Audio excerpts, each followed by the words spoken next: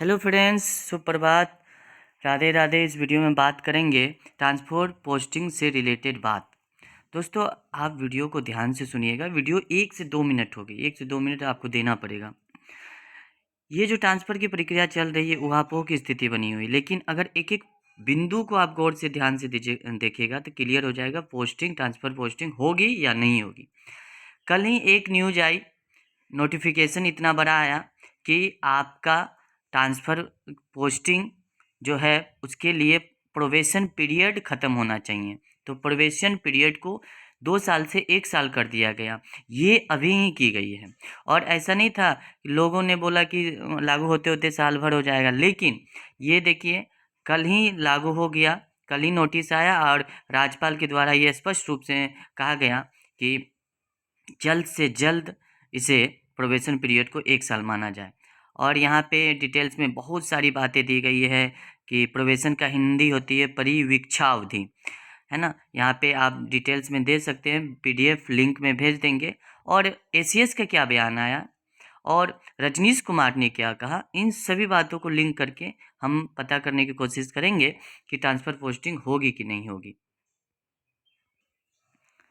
यहाँ पे आप देख सकते हैं भारत संविधान के अनुच्छेद 309 के परंतुक के अधीन प्रदत्त शक्तियों का प्रयोग करते हुए बिहार के राज्यपाल बिहार सरकार सरकारी सेवक की परिवीक्षा यानी प्रोबेशन पीरियड नियमावली 2024 का संशोधन करने के लिए निम्नलिखित नियमावली दी गई है और प्रोबेशन पीरियड 1 साल का हो गया है। दोस्तों, ये क्लियर मानिए, सारा पीडीएफ को पढ़कर जो कैलकुलेशन निकला है वो यही निकला है। तो संदेह मत रखिए, ट्रांसफ़र के लिए ही प्रोबेशन पीरियड घटाई गई है। देख सकते हैं यहाँ बिहार राज्यपाल के आदेश जारी है, उनका सिग्नेचर है, डॉक्टर बी राजेंद्र का है, अपर मुख्य सचिव का है, सरकार के अपर मुख्य सचिव का सिग्नेचर है, प्रतिलिपि है। तो ये डाउट क्लियर रखिए कि आपका प्रोबेशन पीरियड 1 साल का हो गया है। कोई बोले 2 साल का हो गया है तो वो मानना भी नहीं है। और इस कल जो 6 फरवरी थी तो लोगों ने कहा कि लोगों ने क्या ये कहा गया था एसीएस के द्वारा कि आपका ट्रांसफ़र पोस्टिंग की प्रक्रिया कल होगी, सफल ट्रायल होगी, लेकिन ऐसा नहीं हुआ। तो ऐसा क्यों नहीं हुआ? क्योंकि आज शिक्षा मंत्री के हस्ताक्षर नहीं होने की वजह से ट्रांसफ़र गाइडलाइन जारी नहीं हो सकी, यानी 6 फरवरी की बात हो रही है। विभाग ने गाइडलाइन के साथ पत्र तैयार कर लिया है। शिक्षा मंत्री के पटना पहुंचते ही कल जारी होगा लेटर।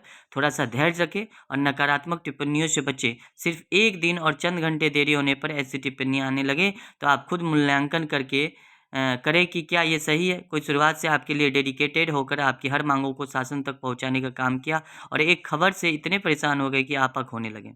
हर रोज़ आपके बीच से ही सैकड़ों कॉल और मैसेज आते हैं कि ट्रांसफ़र का अपडेट दें और फिर मैं सूचना देता हूँ।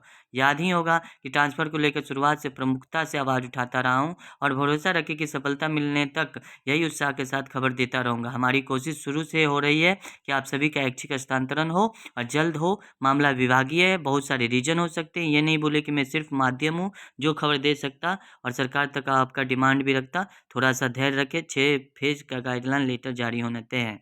धन्यवाद। रजनीश कुमार, इन्होंने ट्विटर पे ट्वीट किया था कि धैर्य बनाए रखें। सच में टीचर सब बहुत जल्दी हड़बड़ा भी जाते हैं। इतनी ट्रांसफ़र, इतनी लंबी प्रक्रिया है, कुछ देर लगेगी। सरकार भी अभी कन्फ्यूजन में थी, अब क्लियर हो रहा है। प्रोबेशन पीरियड में ट्रांसफ़र नहीं होता है, प्रोबेशन पीरियड को 1 साल कर दिया गया है।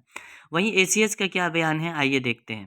दोस्तों, चैनल पे नए हैं तो चैनल को सब्सक्राइब कर बेल आइकन ज़रूर प्रेस कर लीजिए ताकि हमारा सब्सक्राइबर न बढ़े, हमारे परिवार की संख्या बढ़े। हमारा जो लक्ष्य है यही है दोस्तों कि राज्य के 1,90,000 शिक्षकों का तबादला सॉफ्टवेयर से ही होगा। तबादले के लिए विद्यालयवार रिक्ति पदों की सूची तैयार करने में शिक्षा विभाग जुटा है। वहीं एसीएस का बयान क्या आया है उसको पढ़ते हैं। यहाँ पे एसीएस के द्वारा बोला गया है कि विद्यालय के रिक्त पदों में उन शिक्षकों को शामिल किया जाना है जिन्होंने तबादले के लिए आवेदन किए हैं। सभी रिक्त को सॉफ्टवेयर में अपलोड किया जाएगा। इसके बाद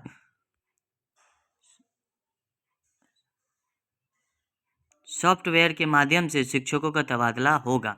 शिक्षकों का तबादला का जो फेज रखा गया है वो लगभग 5 फेज रखा गया है। आप सभी को पता है, आपको यहाँ पता है। बीमारी, दिव्यांगता, ऑटिज्म, मानसिक दिव्यांगता और विधवा परित्यक्ता, पति पत्नी वाला। पहली श्रेणी में 5 कोटि वाले शिक्षकों के बाद दूसरी श्रेणी के शिक्षकों का तबादला होगा। सबसे अधिक 1,62,000 शिक्षक ने लंबी दूरी पर प्रस्थापित होने के लिए आवेदन किए हैं। तो ये सारा न्यूज़ था आपको। और अगर शिक्षकों का तबादला उनकी इच्छित जगहों पर नहीं होता है तो वह अपने पुरानी जगह पर बने रहेंगे। ऐसे शिक्षकों को फिर से आवेदन देने का मौका मिलेगा। तबादला चरणवार होगा। इस क्रम में सबसे पहले कैंसर से पीड़ित शिक्षकों का तबादला होगा। सॉफ्टवेयर को भी अंतिम रूप दिया जा रहा है। तो बेफिक्र रहिए, सपोर्ट कीजिए ताकि हम लोग सरकार तक आवाज़ पहुंचा सके, रजनीश कुमार का सपोर्ट कर सके और वो तमाम लोगों का साथ दे सकें जो ट्रांसफ़र पोस्टिंग के लिए पॉजिटिव वाइब्स क्रिएट करते हैं। मिलते हैं नेक्स्ट वीडियो में नेक्स्ट अपडेट के साथ। तब तक के लिए धन्यवाद।